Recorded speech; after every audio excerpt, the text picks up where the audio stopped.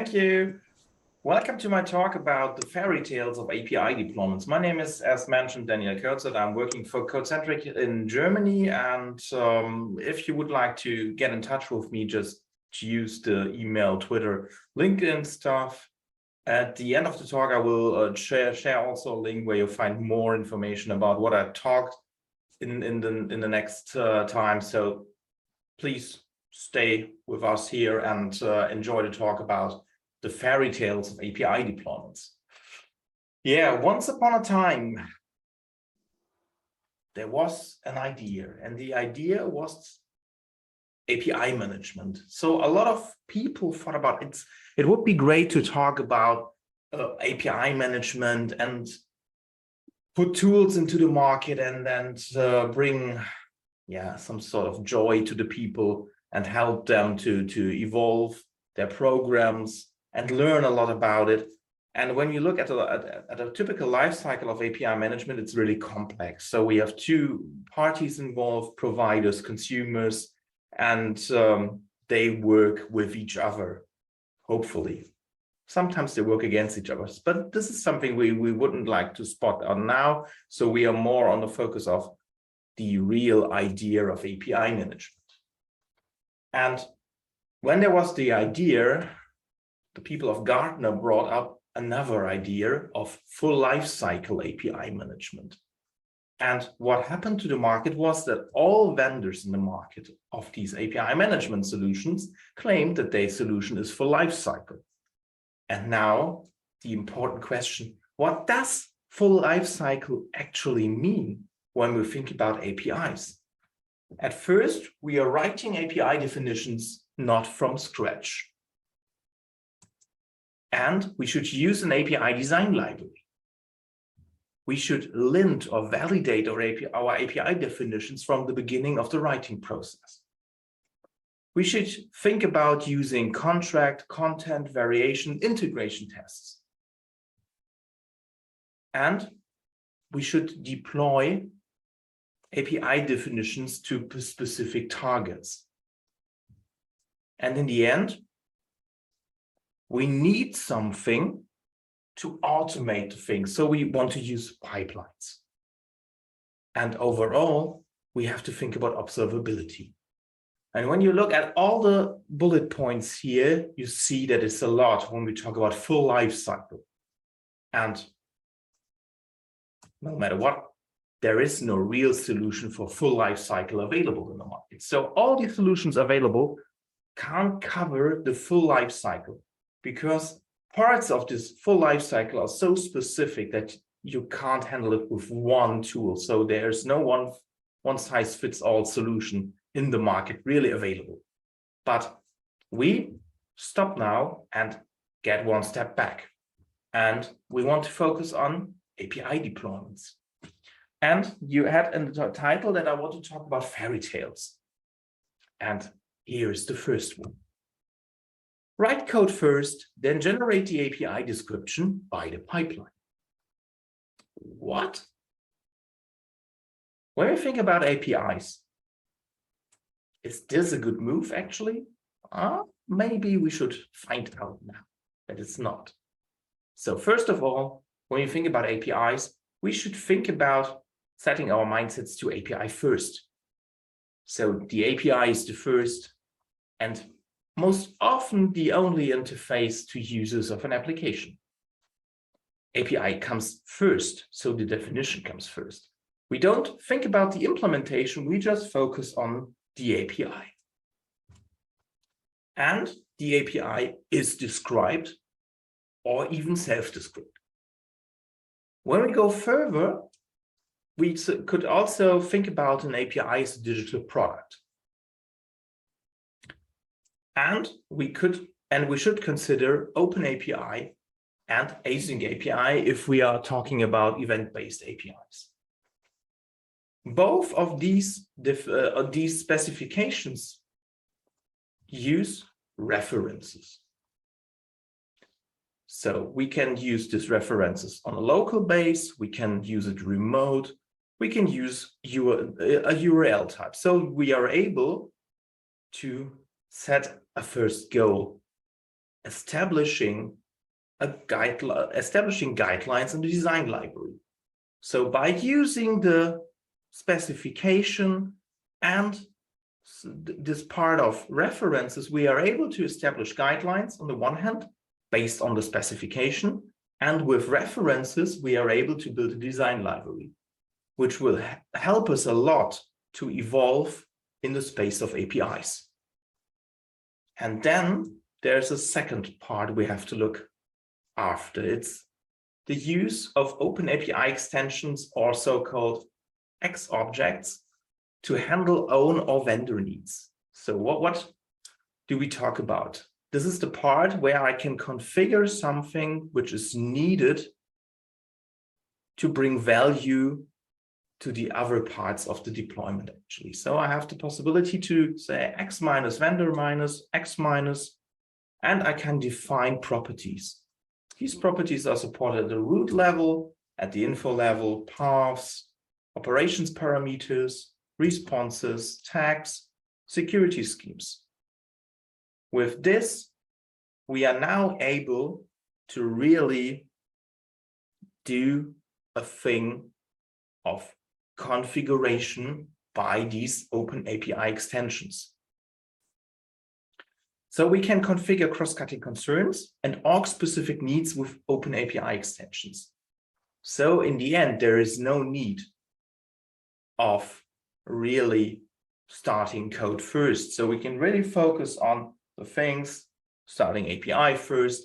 And in the end, we are able to configure our open API specification or our async API specification with these extensions to make it look more like configuration as code. And cross-cutting concerns are parts of a gateway or something like that. Org-specific needs are when we have a portal and we want to classify something in more deeply, we are able to really configure all the things with one single source of truth, the API definition. The second fairy tale, deploy the definition as an artifact nearby the code. That's what I see a lot actually when I talk with customers. The API definition always sits, lies, or is handled really near by the code of the backend. But how can we make it better? Because we have a dependency which is not really needed when we talk about API definitions and the part of the backend source code actually. We have to think about deployment steps actually. So these are some, this is an example of deployment steps actually. So you can see that we bundle the API definition first. I give some explanation what this means and why we have to do it later on. Then we do the linting validation. We do the first testing with testing the contract. Then we testing the content. We do variation testing. Maybe we do integration testing, and then we do a deployment. This is what we should do. So there is some own life cycle of the API definition, not to rest by the code actually. So bundling the API definition. Bundling the API definition is needed because we talked about references earlier. So we used references in the API definition. And to be able to handle an API definition by a pipeline, we have to bundle it to really catch all the references within the definition. Then we can start with the linting part. In this case, this is a real example of customer projects we do here in Germany. We use at first the Reductly, now it's called Reductly CLE, and then we have Spectral running after that. Normally we use Spectral for also the classification of the guidelines as a rule set actually, because it's somehow easier to do this in Spectral, and the Reductly CLE is more strict in reference to the Open API specification so far. Now we did the linting and the validating. Here we have some example for spectral rule set actually, so that we get more into deep. That's actually from a real project we do with a customer. So it's really evolving over time, and you see you have a lot of things that you can really do. In this case, we use the extensions to really make sure that we can classify the information in a more clearly way, actually. But this is coming from, as I said, from a real project so far. So after the linting and the validation, we do some testing. In this case, we built a Prism container. So Prism is a mock server also provided by Stoplight, actually. And with this, we are able to run tests against the definition. For the testing, we use API deck Portman, which gives us the ability to test the contract, the API definition, and in the end, create a Postman collection out of it. And we can use then the Postman collection for external testing proposals or different tests not as part of the pipeline, actually. So, and the good thing is, with this, the definition is tested and also the Postman collection is tested. And test types can be, as we saw earlier, contract, content, and variation. And with the ability of using Portman, we are able to just write test configurations. That's a really good spot about Postman. We don't have to use a BDD framework or something like that, like Mocha or so, which are available in the market and used by others, even by Postman on this side. So we are really able to write just a test configuration and even use test references within this test configuration. The first thing is the contract test. So generating a Postman collection, as I mentioned earlier, after validating the contract. The content testing is testing of response values. So if we get the right response value, even for the errors in this case. And on variation testing, we normally, with contract testing, we test the happy path. With variation testing, we want also to test the happy path and the unhappy path. So with the unhappy path, we want to verify that the API responses are matching with the expected response code. So if we test for 404, we expect a 404. Now we receive, after we done this with the pipeline, we receive some testing artifacts. So we get a bundled API definition and a Postman collection in reference to the definition. These both artifacts we can deploy wherever we want, actually. And the fact, as mentioned earlier, they're both linted and tested. As mentioned earlier, the deployment. So now we are ready to really think about the deployment. We have some artifacts that we can deploy, actually. So we don't have to think about, oh, we have to build a backend and all the stuff. We have an API definition. So we need a place to put the API definition.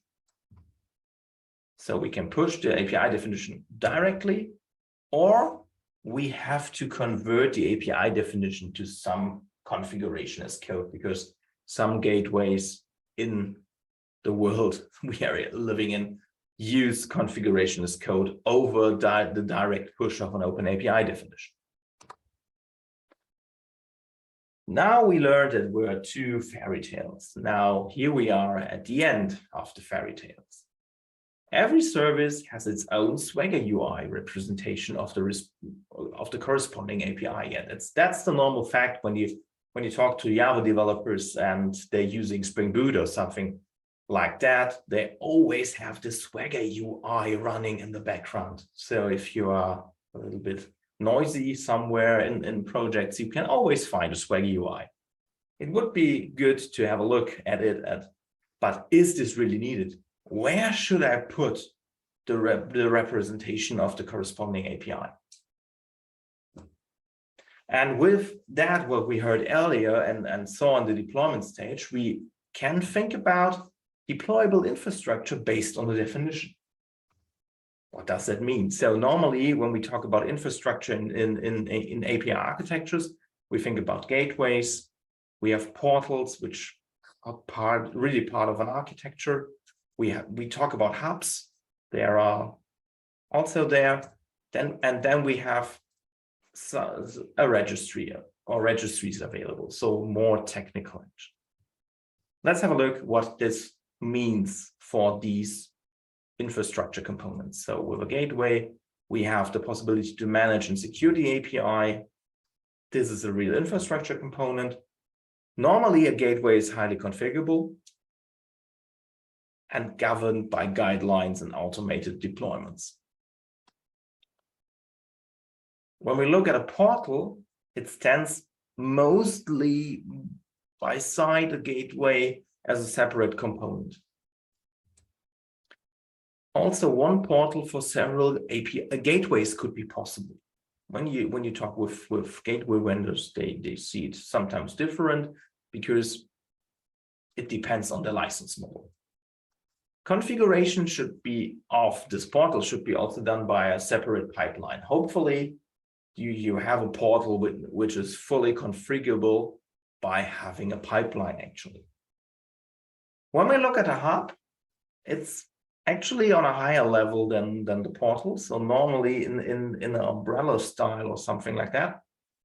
And we find hubs in complex infrastructures.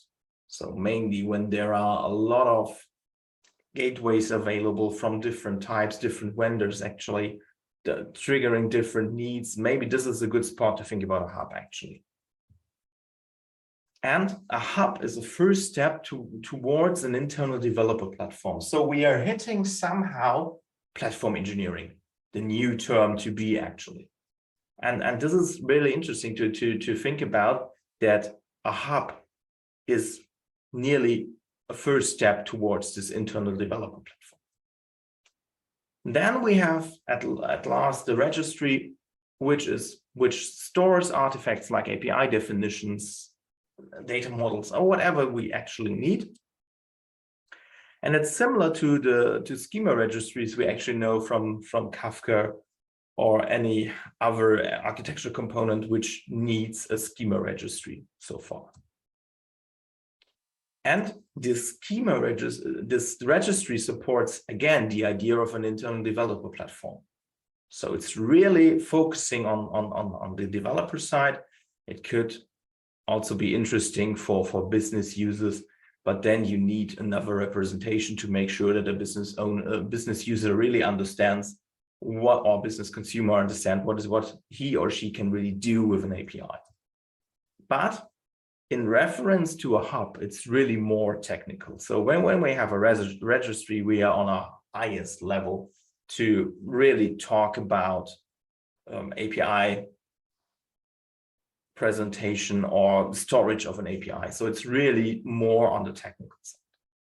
In the end, we all talked now about this thing called API Ops, where a lot of people talking about at the moment. So it's really about this API Ops thing, where we have the goal to have an end-to-end automation. This should not start in the design phase. So we have the three phases: design, CI/CD, and deploy. But we have an end-to-end automation starting in the CI/CD phase. So when we really think about continuous integration, and then we think about continuous deployment, where the deploy phase is a separate phase in some cases. So with this, we are really able, with this approach, to think about that we have design tools that are somehow able to do linting, testing, enforcement, and then what we need as a thing in the middle, as central thing in the middle, is source control. No matter what tool you are using, what platform you're using, you need source control. And with the source control and the ability of doing pull requests and merges, we are really able to live a CI/CD pipelining with the things we saw earlier, in reference to validation and linting and testing of the API definitions we create in the design phase. So every time a new API design evolves, it will be tested in the CI/CD pipeline by using command line interfaces or whatever, to really make sure when we have this pull request with a merge principle in the end, so this little Git flow, and somehow that we are able to deploy good quality at a high speed, actually. So we are really able to have a high quality on the API we deploy to a gateway, to a portal, or whatever, where we think we need this API definition. And the good thing is we don't even thought about the things in reference to the backend services. We are really focusing on the API definition. This is in this case really important, to focus on the API definition. So the backend comes later. When we have an API gateway running, we have the possibility to build a mock for the API, so that the consumers who are waiting for the API are able to use it directly with mock examples or something like that, or a specific service running in the background sending some data over, but it's not the real backend service that is available. So there are some possibilities in the end, but these helps us to really bring up a good experience to the consumers on the other side, actually, because they are struggling. And when we do all the things, even with the testing part, we don't have to think about this consumer-driven testing or something like that, because if the consumers trust us with that we provided and tested Postman collection, they're able to work directly with our APIs, actually, even if they are mocked or not. So to give you some link for more detailed information about what I talked in the last 20 to 25 minutes, it's all the links there on the link tree. You find links to blog posts, to my own homepage, actually, where I have different things, to my Medium account, where I write some different things about the whole stuff of APIs, because it's a so complex topic. And if you have questions, you will find there also the information how to contact me, actually. If there are any questions or answers, we can do it afterwards. For me, just to say thank you that you're listening to my talk, and enjoy the rest of the conference. Thank you.